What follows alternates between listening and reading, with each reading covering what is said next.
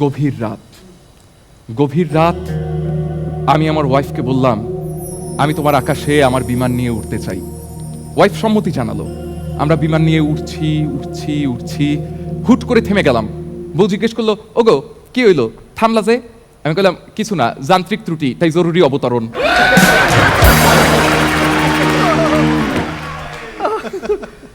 সম্মানিত যাত্রী সাধারণ, শুভ অপরাহ্ন। আপনাদের যাত্রায় বিঘ্ন ঘটার জন্য দুঃখিত।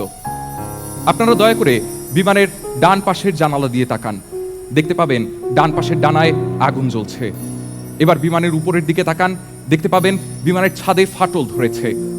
এবার বিমানের বাম পাশের জানালা দিয়ে তাকান, দেখতে পাবেন বিমানটি একটি পাহাড়ের সঙ্গে ধাক্কা খেলো বলে। এবার আবার ডান পাশের জানালা দিয়ে তাকান, নিচের দিকে দেখতে পাবেন আমি এবং আমার কোপাইলট দুজন প্যারাশুট দিয়ে উঠছি।